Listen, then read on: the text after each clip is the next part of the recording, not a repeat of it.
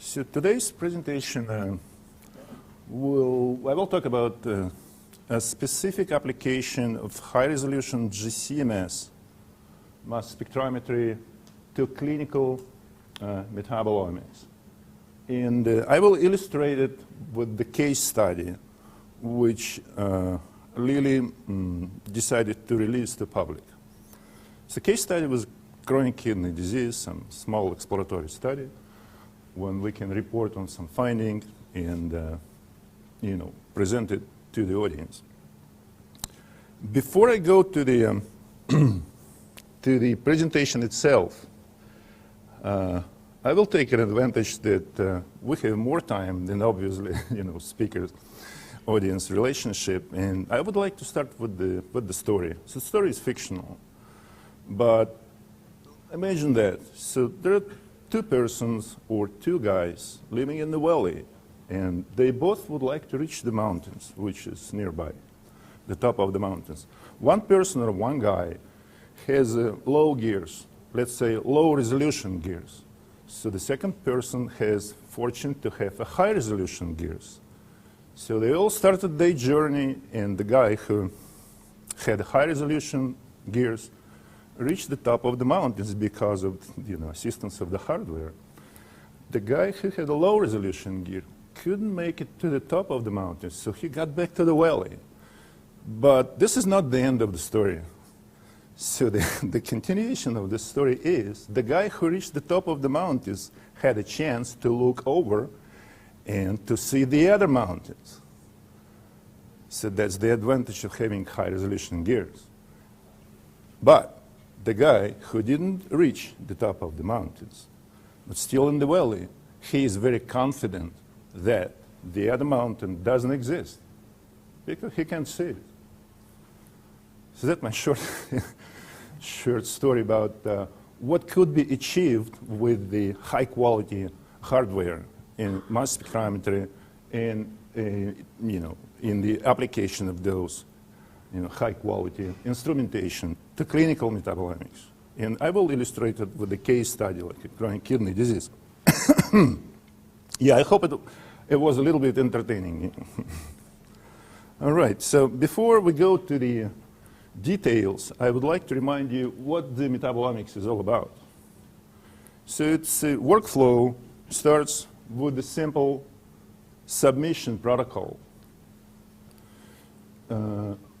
Once this sample submission protocol is approved with the customer and with the analytical department, so then the samples are going to the laboratory, right? Since we're working with metabolomics, it's already presumable that we do have more samples that would be, go for the regular analytical laboratory. Why is that? Because we're talking about the biological origin of the samples, and here it comes with the statistics. We need statistical power with the very first step for setting, the table of submission. If you don't have enough statistical power, you wouldn't go to metabolomics at all. All right, so the samples coming to the lab, labeled with the issued label by the system, where the sample preparation under this standard operation procedure give us extracts. Extracts are analyzed with the mass spectrometry, one machine, two machine, how many machines you can afford to put in this acquisition protocols. Then the data annotation, extremely important process, where this is the place where the features became metabolites. They just given the names with the different annotation protocols. Then it's multivariate or univariate analysis, allowing to see how different those groups of samples, because of the levels of the certain metabolites getting higher or lower, depends which group they do belong. And the final frontier, it's a pathway analysis, because then you can throw all this information to the pathway analysis and finally ask the question what the customers wants to know. What's going on in my experiment? What's happening? Which metabolites go where they belong? Why are they changing? this workflow are supported in our laboratory, in any other laboratory who is dedicated to metabolomics, supported with the workflow which starts with the sample harvest and storage and collection of biological metadata. All these step-by-step protocols should be followed standard operation procedure, which is imperative to follow. If you have deviation in the protocol between this, you should not go further, should go back and fix the problem. When the the data set, when a sample set is prepared for analysis, the analysis happening in the chromatography metadata and mass spectrometry metadata is collected during this session. Then we get raw data which should be processed. It should be normalized, should be background separation, so detection limit, all these analytical protocols involved, which are very familiar to any analytical laboratory, not necessarily to metabolomics lab. And annotation comes in. So then the data is summarized, processed data is collected and organized. Then we're running statistical analysis and submit the statistical significant alterations of metabolite levels to the pathway analysis.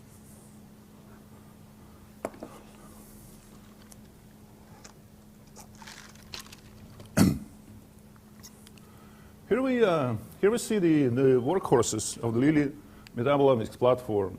So the coverage, so the idea was when I came there and people asked me, well, what do you think about? How are you going to set it up? I would say, okay, I said, first of all, we need quality. Second of all, we need coverage. We're not looking for throughput because the laboratory is not dedicated to the service, to the high throughput, band 5 minutes analysis. No, we need the quality. We need to get down to the very low abundant guy, just give it a name, analyze it. Should be reproducible, high quality data. So for this case, the LCMS and GCMS protocols supposed to cover a number of metabolites, starting from those which can be detected and analyzed only with LCMS, and the other ones which can be done efficiently only with GCMS. So the combination of those technology platforms will give us satisfactory results with the coverage of metabolome. So the workhorse of the GCMS protocol is a Pegasus GC accurate mass time of flight, which is equipped with the Gerstle Alex CIS multipurpose autosampler. Unfortunately, on this photograph, there is an Agilent autosampler, which we don't have. I apologize for this. We have Gerstle with the cold injection, CIS multipurpose, and with the automatic liner exchange.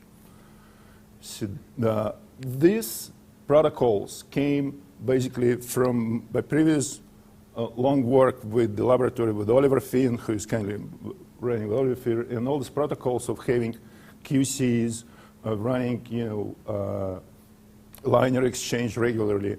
It all was made. It was set up an SOP years ago, and over the years, it showed up as a very nice practice to perform on a daily basis. Right. So yesterday in metabolomics session, I've heard in one of the talk I have heard word versus. So people say infusion versus chromatography. They say non-targeted metabolomics versus targeted. Why versus? And that's what I thought when I set up this machinery to work. I said not versus. I said while they can get together, go together to get better results. So that's why we included in LCMS protocol 2 triple quads, which are doing targeted profiling. So we're collecting information from GCMS and 2 LCMS machine, which basically this guy is doing targeted metabolomics profiling, and this guy is mostly dedicated for discovery protocols. Right. When all the data acquired from 3 machines, it should be collected, should be validated, should be processed. Then the statistics comes in. So all the protocols which we apply, it's kind of standard protocols in today metabolomics community. They're using all of those, statistical analysis, typical, which basically slightly different from the pharmaceutical statistics, because in this case, in the clinical and medicinal statistics, people have few targets and numerous samples, if you're talking about clinical studies. In metabolomics, we have many more targets than samples, or equal if we're going with the longitudinal study. So statistics are slightly different, but we apply all of these things to get information out of the raw data. And a pathway analysis is basically implemented with the Ingenuity, Jingo, and Metabanalyst. This MedPA is a part of Metabanalyst. All right. So this is the picture of the daily QC or retention indexes if you would like to use FAMES and go for this format. Yeah, it's what we did for many years, running samples in the UC Davis core facility back in Germany a decade ago. So all these protocols are validated with the time. And we apply these protocols on a daily basis to do what? It's a system suitability test. Before you run actual sample, you have to make sure that your machine delivering a quality data, not the deviation of the system. So the QC, so-called analytical QC, which are a mixture of some standards, will report you daily on system suitability run before you go for the actual analysis. All right. Here's the illustration of the concept that I just showed you a little bit earlier. And so my concept was, don't go for throughput. There's lots of service companies who are dedicated with the throughput. You can get this information from any service company. We go for quality. Quality means more chromatography peak, better chromatography. That's the obvious chromatograph for 45 minutes, 48 minutes. That's the zoom. Here's the 20 minutes run in zoom. One can see many more peaks, almost baseline separated. So you get a lot more confident information out of whatever software you use for data processing. You have better chance to get more information out of this data. And for the human urine GCMS profiling, what we have here, we have about 3,000 peaks deconvoluted. So deconvolution brings you a single trace of each one of these peaks. And the 1,500 names assigned, which quite obvious. And out of this, 175 metabolites identified in the human urine with the libraries. It's matching the libraries. If we're facing, or anyone facing unknowns, because those guys are unknowns, 3,000 peaks, it's unknowns. 175, it's a small number. But those guys were identified with a high confidence.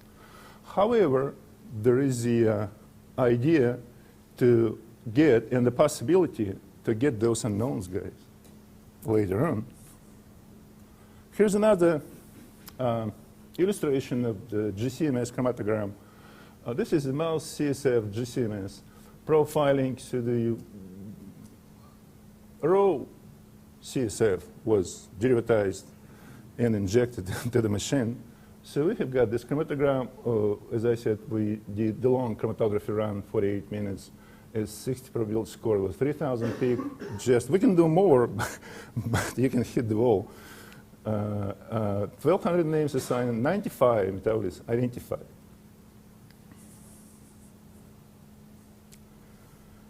And here we go with the GC-HRT. Why we choose GC-HRT for this metabolomics unit at Lilly? For a very simple reason. It has all the requirements test for the GCMS instrument for metabolomics study.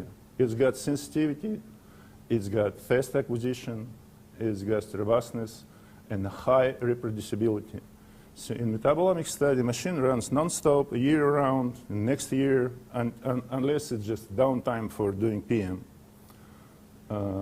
However, it has unique features. Unique features are routine, stable, high resolution. So sub-ppm resolution, mass accuracy, right, in the high resolution stays all year round. Since the machine started to do, installed, validated, then start running, you do daily calibration, and there's the feature which is only LECO feature introduced to have reference compound all the time, all year round. You have reference compound during your acquisition. That keeps it high mass accuracy in sub-ppm level. True peak deconvolution based on the high mass accuracy of acquired data and elemental composition assignment on the fly. I would like to mention that we're facing many unknowns, as you could see from the chromatograms. There's many unknowns. And one of the road to handle those unknowns was reported yesterday that John was talking about as, a route, how you can handle unknowns where you don't have information on a parent ion. If you don't have information in the parent ion, there is the option to switch your ion source to chemical ionization. So the chemical ionization, not the electron impact ionization, will give you most of the parent ion. Even if it's bigger, this is critical, for example, for sugars, for mannose and the disaccharides, where the mass is getting higher. And with the electron impact, you see only fragments of the masses, but your parent ion almost invisible. However, even in this case, it's like pyruvate. A pyruvate parent ion was detected. It's a little pimple here, and Chromatography software were able to get this expected neutral mass. And in this case, FIN library was number 1, and the next one, MPIMP, and the third one was NIST library. So that's the, how we call it, yes or no ID. So there is a candidates for all these MS fragments. And they ranked in the hierarchy of the, apologize for this one. Ranked in the hierarchy of the probability score, and where is it? Yeah, right. It's pretty high this, but look, that's the critical parameter. That's what I'm talking, yes or no. Yes, it's the mass accuracy, 1 ppm. This candidate, no, it's a 75,000 deviation. This guy is off the chart. The same thing we could see propanoic acid from the T libraries with the accurate mass filter giving you answer yes or no. Another illustration of the very similar things, when we have with the electron impact ionization protocol, we do have proteinize, for the, what is it, cholesterol, right, or campesterol, right. For the campesterol, we do have proteinize, parent ion. And all the fragments, the tropic deconvoluted in the library research, just giving you a very nice match. But again, look at these numbers. Campesterol candidate, 1 ppm. Another candidate, 76, not even close. The other guys just lost somewhere else. So mass accuracy filter does the job. It gives you yes or no confirmation for MS match in the different libraries. And let me show you situation with another one. Another one is obviously stearic acid. And we have the same thing. Once we get a match with the fragments of the electron impact work, we get a pairing ion which gives us mass accuracy filter and says, yes, that's the guy you're looking for. It's yes, this guy is no.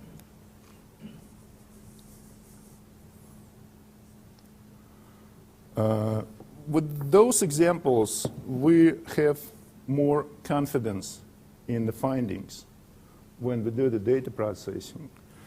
So the data processing on the high-end machines are complicated. In my unit, we apply two protocols.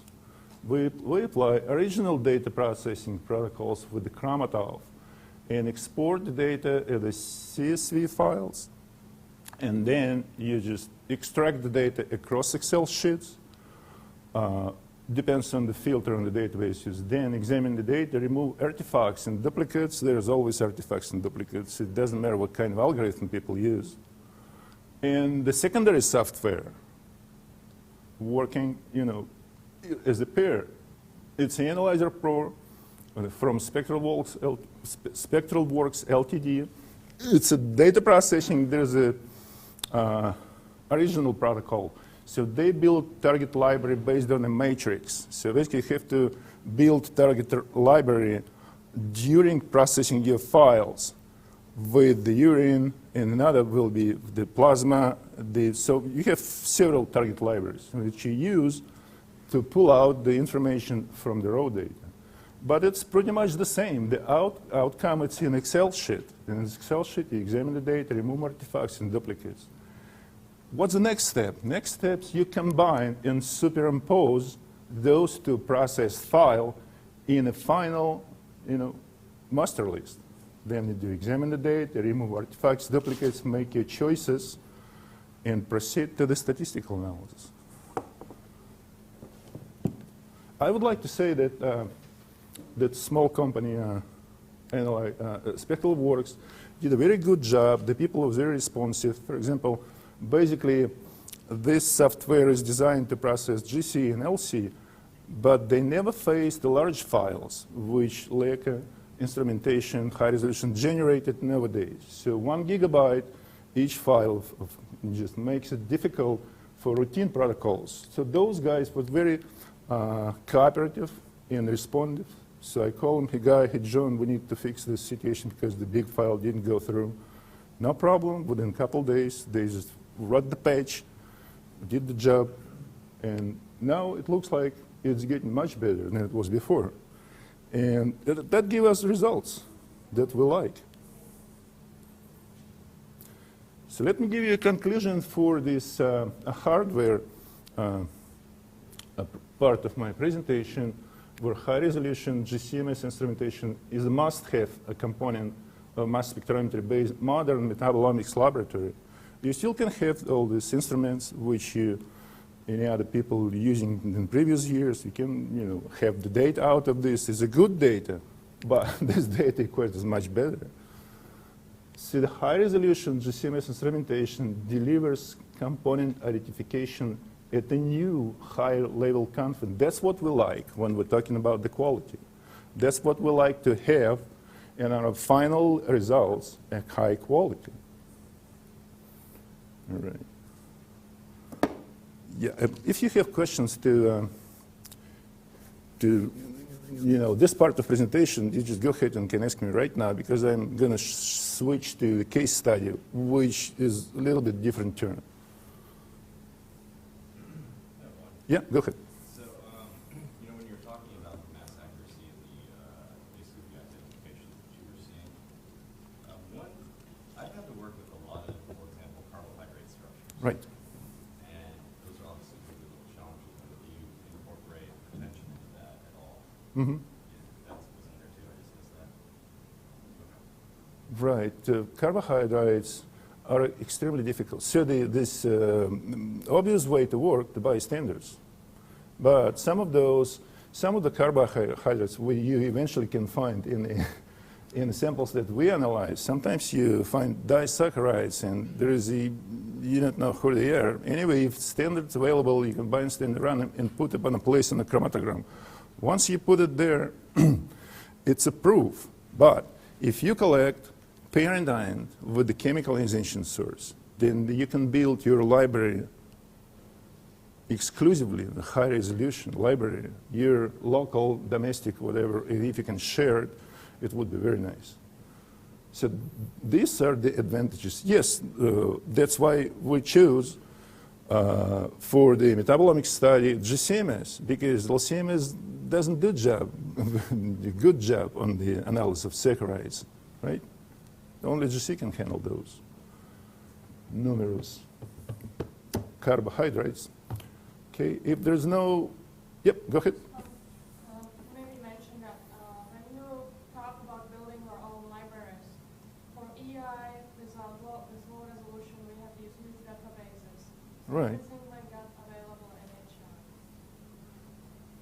HR. Okay, so here what I'm using several databases, but the database which coming with the high resolution machine, it's NIST. NIST already recalculated for the high mass accuracy.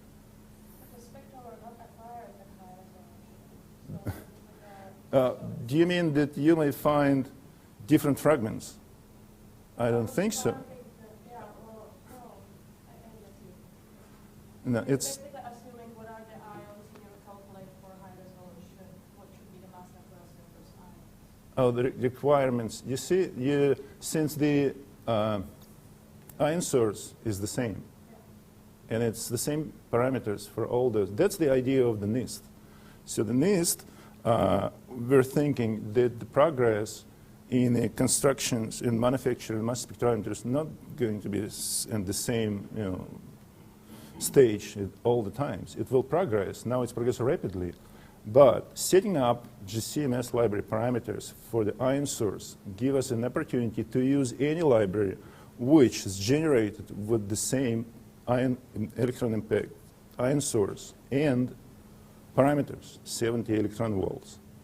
So if you just split the molecules on this machine, or you split the molecules on a quad, you've got the same MSMS fragments, right? Which might be accurate or not very accurate. So you don't lose the information which we required for the last 50 years in GCMS field. It's still there.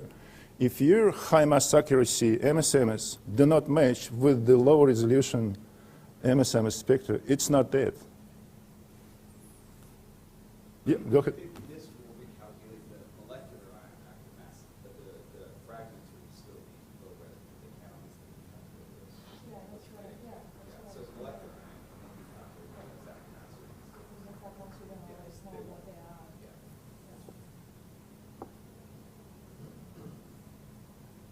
Yeah, did I answer? Yeah? Okay, good. All right, let's go for the case study.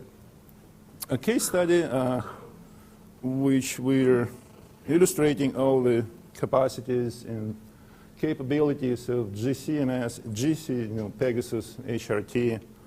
It helped us a lot because the coverage of metabolome for the particular, this case study, grow enormously large. Okay, let me start with the setup. So this is the small exploratory cross-sectional study which was powered with 39 subjects, including healthy and those at the different stages of the kidney chronic disease. ASRD is a late stage where the kidney is not functioning. Or functions, it's just almost not functioning. So chronic kidney disease, I can say a couple of words. I kind of missed the point that the audience may be not very familiar. So kidney chronic disease is a disease with progressing with the 20 or 25 years gradually. So the filtration, going worse and worse, and finally it stops. And the final stage of disease, it's just indication of the kidney replacement or whatever technology can be replaced kidney, artificial or another one. So the idea of having this study would give us the information on the small molecules, on the pool of the small molecules in urine and the plasma. because that's the kidney is the place where the solid waste is cleared from the blood stream and removed with the urine. So the having metabolic profiling for both the compartments can get us an idea what's actually going on in the kidney itself.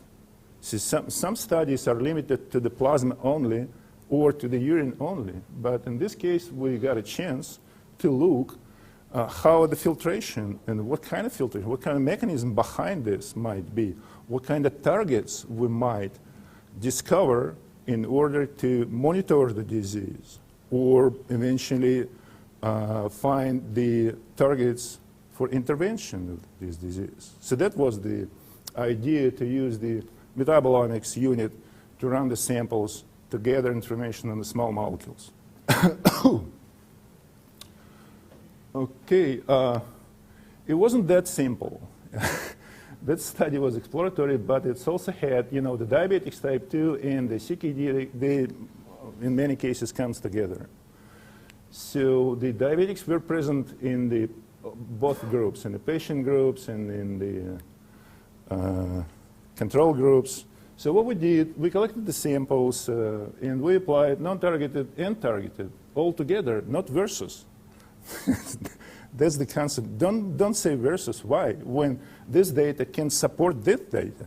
If this data cannot support this data, something wrong with your machines.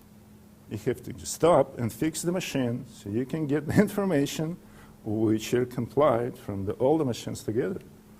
So it's a cross-validation which we have in this unit. So we cross-validate overlapping data acquired on GC, on the triple quads, and the triple TOF.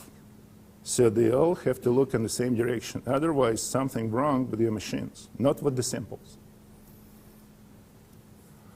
Okay, so in-house platform allowed routine detection of 5,000 features. Features, it's just features without name are not metabolites. So once we did this, all this data processing and annotation, we have got a list of 290 metabolites where there was no lipids and no peptides. So it's the only polar guys. So that's kind of nice number. In my experience, I have never had such a number of polar metabolites in previous years. And I believe that's because we're using a very nice hardware, very nice mass spectrometers to get this data and get this data in a reliable way. So we were able to glean a variety of subtle yet distinct signatures and perform metabolic pathway analysis. And we can offer new hypotheses, which basically good start from the biologists to think about it. So I wouldn't go for all the data acquired, for all this information. It's just the kind of examples. So what kind of information we can get? First of all, when we analyze the urine, it can be easily discriminated. The male, female, in the control in the patients can be easily discriminated on the basis not the hormonal changes, but the regular metabolites like a phosphate, glycerol, and all these guys can give you, information about there are differences. So some people say, find with this information like confounding, but that's what it is. That's what we observe. You can remove it, but you always have this confounding information like male are different from females in the urine. Well, as I have mentioned before, the filtration, I basically simplify a lot this disease. I'm simplifying a lot. So the filtration from the blood to the urine is affected with the stage of disease. When I say filtration, I'm saying once again, I simplify this physiological process significantly. But what we observed with the stage of disease, we observed accumulation of well-known uremic toxins in plasma. And it's all on the list of the metabolic profiling. You don't need to run special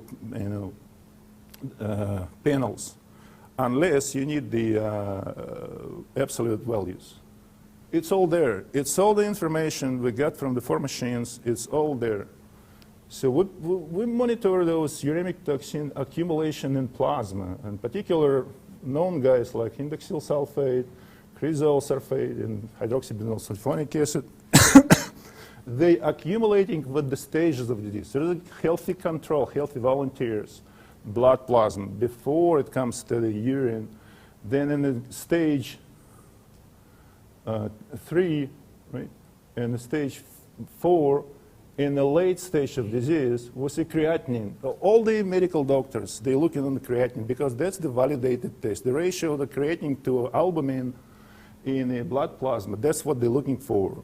What we offer today, what we can offer today to these guys, a panel of those which can serve the biomarkers after validation through the study, but you can also monitor it and be more confident or be ahead creatinine building. See, the idea of having, not only studying this disease, basically the idea of developing a tool which could be more sensitive than existed medicinal practices. That was behind of this metabolomics study. Can we find some small molecules which can give you the opportunity to build a test which would be more sensitive than existed tests?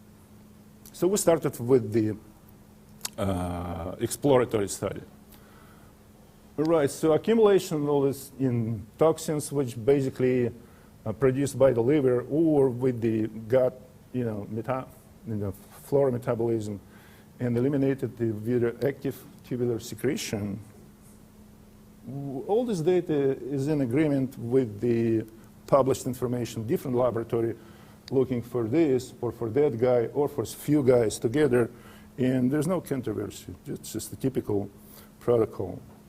Another situation when we take the whole 290 metabolites and throw it to the pathway analysis. So this screen is showing you, overview of pathway analysis. Some of the pathways, metabolic pathways, which the dot is basically giving you, if you click on the dot, it will open the picture of the pathway, which is simplified KEG pathway, where clicking on this red acquired information for this metabolite will bring us the box and Whiskin plots for 4 groups, where group 1 is control diabetics, group 2 control non-diabetics, group 3 CKD patients with diabetics, and CKD patients with non-diabetics. So we can find out of 290 metabolites, we can definitely find guys which are significantly different. Those are just an illustration. And we have information in the serum or bloodstream and the urine. So there's lots of information to digest and generate some ideas.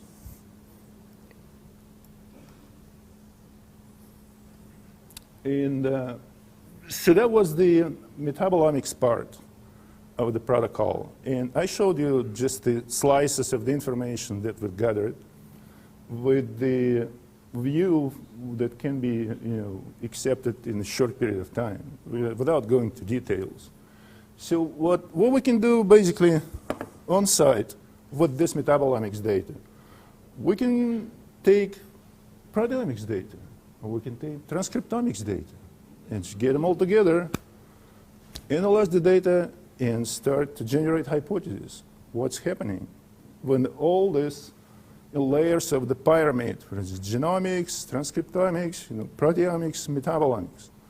So this is a leap forward of the utilization of metabolomics information in general. Lots of people did this on the different models. We did this on this very short exploratory study. So the integration of omics data characterizing CKD start from the, since for this particular experiment, we did not have transcriptomic data because it was biofluids analysis. However, you can pull out kidney biopsy from the cDNA bank. That's what we did. It's published.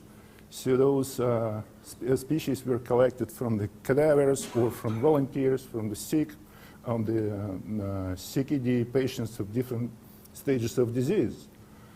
And in-house, we had an information on 22 biomarkers, which were analyzed with ELISA and serum and urine in-house, and those metabolites that we collected with all these mass spectrometry machines.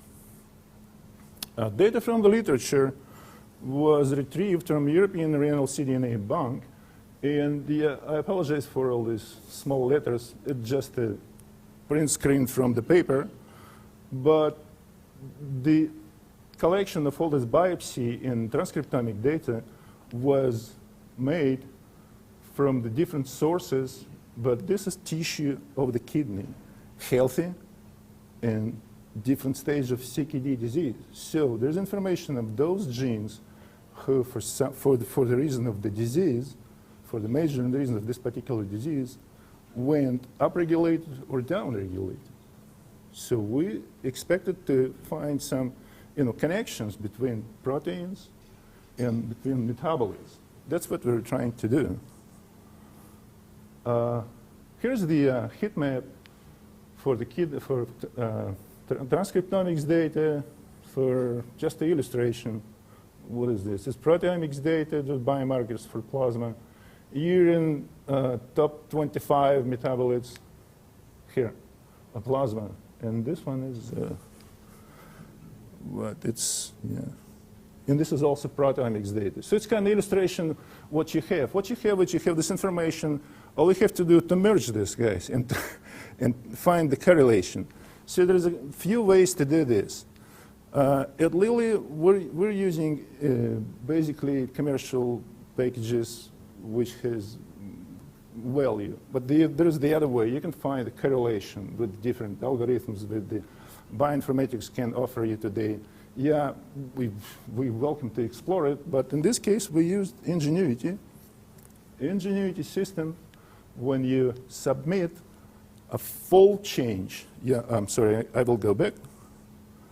Of course, I didn't take all the 1,500 genes, but then from statistical point of view, it will be overwhelming amount of genes, this amount of proteins, and another amount of metabolites. So the statistical push from the large number of the genes will influence on the results. So therefore, I pick 150, the most differently expressed genes for the stages of disease control. 2, 4, I combined for the simplicity, and final stage of disease, this one. And all these guys were distributed in the same way. So when you take this data, basically, it's submitted to Ingenuity as a fold change. Yeah, that was the way we submit the data. Fold change for all the genes, upregulated, downregulated, for the proteins, which levels or amount in the blood plasma and the urine goes up or goes down, and for metabolites, fold change. It's not very accurate because the statistics which is behind the submission may still give you the outliers. Therefore, it's critical to have as many samples as possible. So 6 samples don't go to Ingenuity. Or 2 samples. I've heard someone just want to do metabolomics with 2 samples, control and something else. He said to me, okay, with all the metabolites still there, can you analyze them? I said, yes, I can, but there's no statistics behind. Right, so without statistics, there's no go in the biology world. So when we just run this analysis, we can get the immediately, so it's an ontology enrichments. What it does, the algorithm is looking for all the literature, trying to find the connection. Who submitted paper about this and mentioned about that? And then it's networking to something else. And it's just grabbing all the information, trying to build a network out of this. It's placing all the guys, in particular metabolites, in a KEGG pathway or meta-seq pathways nowadays. So then immediately it was recognized, the data that was submitted immediately was recognized, and number 1 is in the disease and top biofunction and renal and neurological disease. So it's good to know that the data can pull out information about this. So it's not on the contrary, it's a good sign. Right, and also there's a lot of different kind of information, including top canonical pathways, which are scored with the statistical values. The good thing about these Ingenuity systems for the pathway analysis or data integration, so for example, for metabolomics data, you can pull out the pathway which are upregulated and or downregulated. So for example, in the citrulline biosynthesis, we have got a majority of detected and analyzed metabolites upregulating, but there are guys which are downregulated. When I'm saying downregulated regarding metabolites, that means that these levels of concentration going down. It's a production. So it's not, there are pathways which are, for example, glycine degradation, creatinine biosynthesis, they all upregulated. So that's a straightforward answer, but in almost 90%, 99%, there is no straightforward answer. You can get down and look why, get down to the pathway that map metabolites on a map and see which enzyme might be involved in the upregulation, downregulation. So it's a high complexity information. However, at the high level, the Ingenuity can give you a heat map on the functions.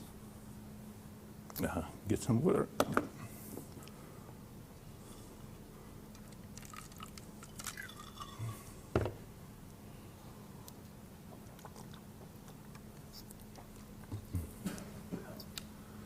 So this heat map is but for plasma CKD samples.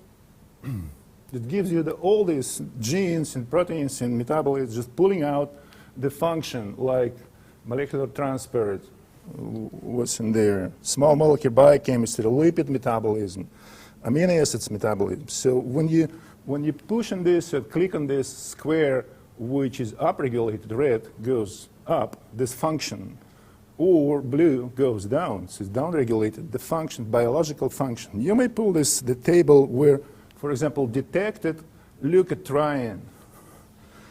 It's reported in the literature. It's known to increase in inflammatory response. And in the current data set, it's upregulated. So the conclusion would be a predicted increase in that function. That's kind of information very interesting for biologists or MD guys which are working with the high level of information. There's a very interesting feature introduced this year in Ingenuity and a prediction. Prediction, it's a calculation. It's not like you flip the coin and say, oops, it goes there and goes. No, it's a calculated prediction. So you submit all your metabolites, for example, this network from plasma, CKD, and experimental data is on the left, very short network, one of the 25 networks generated with the data submitted. So you can see painted red, it's elevated, compared to control, and so on. And blue is the downregulated. So, but you see the majority of the complexes like integrin receptor or interferon gamma not painted. Why? It's because we don't have information on this. In this particular experiment, we did not collect information on but ontology search pulled out these guys. Why? Because first of all, they connected to the disease. And second of all, there is a connection to the metabolites or genes or the proteins. So those entities are pulled in the network, but we don't have information. So when we switch to the predictions, so the system will calculate a possibility of influences of the elevation of this item, how it's supposed to influence through the pathway on this item. And we got painting that shows, okay, integrin receptor, ITGB1, and interferon gamma should be elevated in the case of the progression of CKD. Here's the same picture for better understanding. And why is that? It's because it's well known in the literature. The few publications are known that interferon gamma is used to treat the CKD condition. So basically, we can have a lot of information pulled out from the omics integration data through this program. Or one can use the other program, the many program.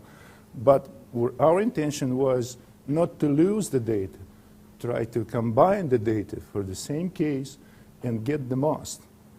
So in the conclusion of this short illustration of this CKD disease, that we found about 290 polar metabolites, excluding peptides and intact lipids, with using all these amazing machines, which can today deliver this information in a high confidence level. Statistical analysis demonstrated that small molecules capable of discriminating CKD patients at different stages of disease. Diabetics were discriminated from non-diabetics based on the small molecules found in a patient urine and plasma. And omics data integration and downstream analysis offered a number of targets and hypotheses to be explored. It's just about 250 items were pulled out with the ontology enrichment program, where the biologists can look at them and say, oh, we can work on this target and start some new hypotheses and start new experiments and look at this target. This kind of job cannot be done without assistance of the specific software like Ingenuity or any other software. I believe they're not alone. There is the Visual Studio coming in on the scene and other ones. But more details on this particular case and some illustration of how diabetics can be discriminated from non-diabetics in this study, I have on my poster. I'm going to put them on the wall this morning, and I will be available for further questioning within morning hours. And let me finish. And thank you very much for being patient. And please ask your questions.